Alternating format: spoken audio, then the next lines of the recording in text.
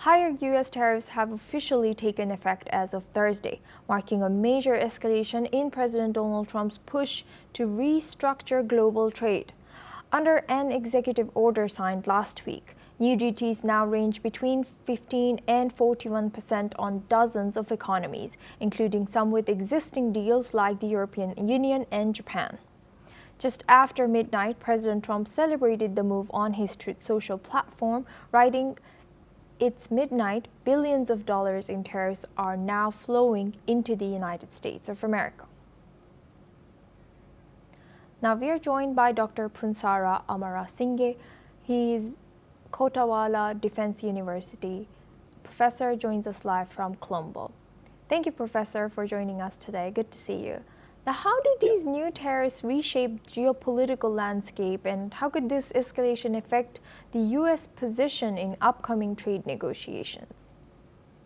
Well, as a matter of fact, it is likely to disturb the existing global order by virtue of the new tariffs imposed by President Trump.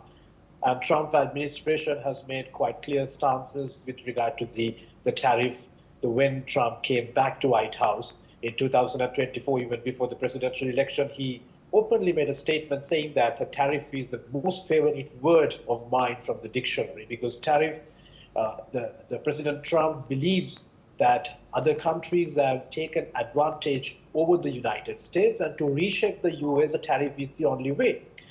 Well, but by making such harder tariffs upon the US allies, this will further escalate the geopolitical tensions, wherein the United States is the gravity. At the same time, this will make a huge chasm between the United States and its allies. For an example, we can simply analyze the situation from what is happening in India.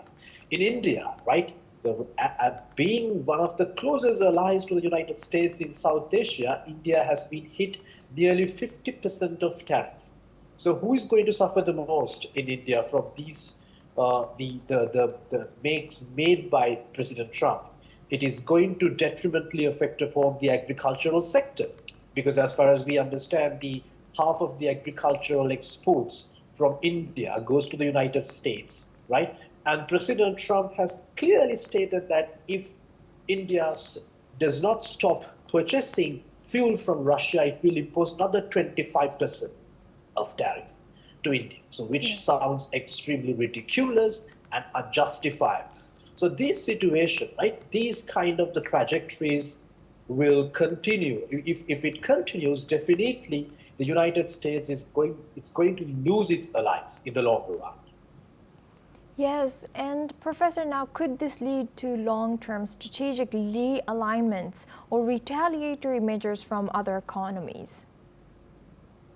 Because if you look at the stock market rates today from various parts of the world, the tariff has made dramatic impacts upon those from those in those stock markets. Even if you look at very minor countries such as Sri Lanka or Bangladesh, which have been pretty hit hard by the US tariffs, the stock market, and at the same time the national economic growth has been tremendously sabotaged. Even if you look at European Union, now they are going to negotiate with Washington DC based on very much inclusive strategic moves, because now, for an example, in next week, the EU, the commissioners are going to meet the official negotiative team from Washington DC, and also the Switzerland, being a neutral country in the European Union, is likely to make certain negotiations with the US. So the tariff has brought back the old world order to European Union. So it has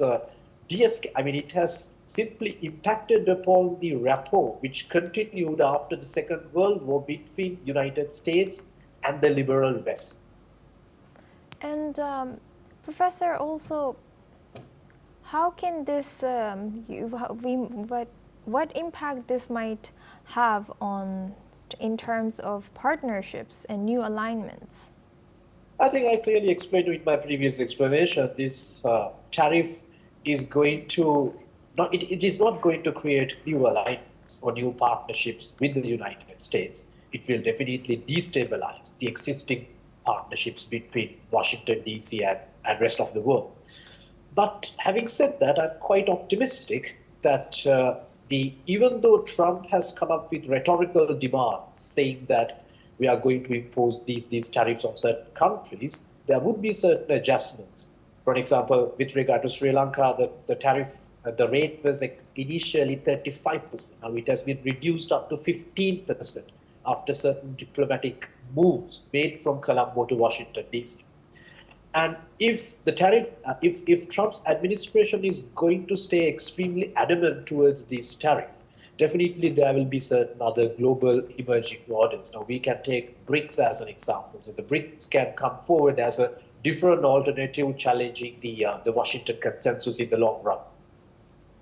And Dr. Pinsara, now, what impact might these tariffs have on global supply chains and international trade corporations? Yeah, well, the current international trade cooperation is based on something called the Bretton Woods institutions, the WTO, the World Bank, and International Monetary Fund, which emerged in the aftermath of the Second World War, wherein United States played a key role, dominant role, and that world order has been sustained for the past 75 years, since the end of the Second World War.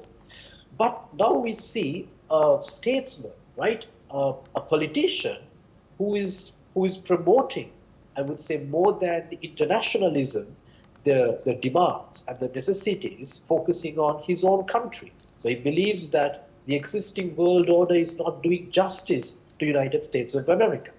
So what we can see in the long run is that these institutions, which are being backed by the United States, will collapse if this kind of a macho type order is going to continue.